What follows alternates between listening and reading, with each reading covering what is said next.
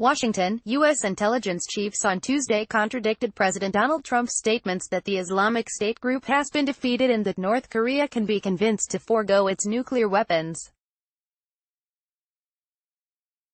Daniel Coats, U.S. Director of National Intelligence, testifies on worldwide threats to the Senate Intelligence Committee in their annual report on security challenges to the country. The country's top spies also challenged Trump's claim that Tehran is actively seeking nuclear weapons, the justification Trump gave for withdrawing last year from a multilateral treaty on Iran.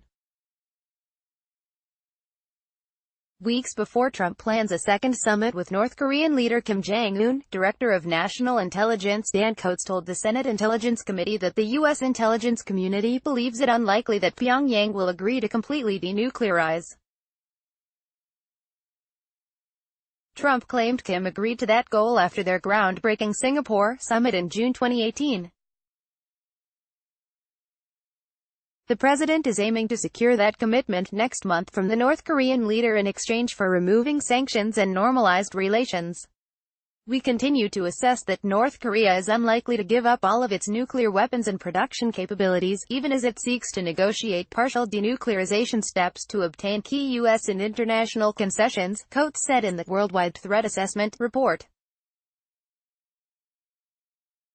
North Korea's leaders see having a nuclear weapons capability as critical to regime survival, he said.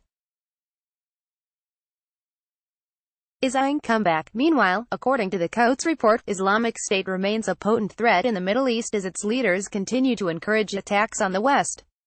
ISIS still commands thousands of fighters in Iraq and Syria, and it maintains 8 branches, more than a dozen networks, and thousands of dispersed supporters around the world, despite significant leadership and territorial losses, Coats said. The jihadist group, which Coats acknowledged had been reduced to a couple of little villages left in Iraq and Syria, will exploit any reduction in pressure from international coalition forces to rebuild its capacities for mounting attacks and for media promotion, U.S. intelligence chiefs believe. Trump has repeatedly said in recent months that Islamic State had been defeated, justifying his abrupt announcement in December that he would pull U.S. troops out of Syria.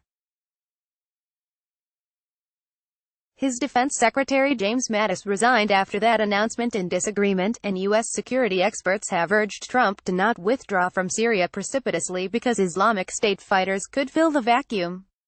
Iran complying with deal. The Coats report highlighted the broad and increasing threat to the United States from China, a point of agreement across the board in the Trump administration. The divergence on North Korea, Iran and Islamic State in the report underscored the ongoing wariness in Washington's intelligence community of Trump's apparent readiness to ignore or politicize their findings.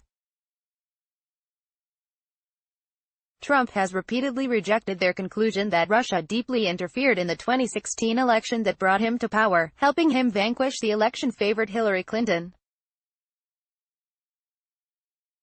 On Tuesday, the intelligence chiefs stressed that Russia had again tried to meddle in the 2018 midterm congressional elections, and were poised, along with potential copycats like China, to do the same in the 2020 presidential campaign. Foreign actors will view the 2020 elections as an opportunity to advance their interests, Coats said. As for Iran, Central Intelligence Agency Director Gina Haspel told the hearing that the country is still abiding by the terms of the 2015 nuclear deal despite Trump's decision to withdraw last year, claiming Tehran had broken it. At the moment, technically, they are in compliance with the Joint Comprehensive Plan of Action, JCPOA, Haspel told the Senate Intelligence Committee. I think the most recent information is the Iranians are considering taking steps that would lessen their adherence to JCPOA as they seek to pressure the European to come through with the investment and trade benefits that Iran hoped to gain from the deal, she said.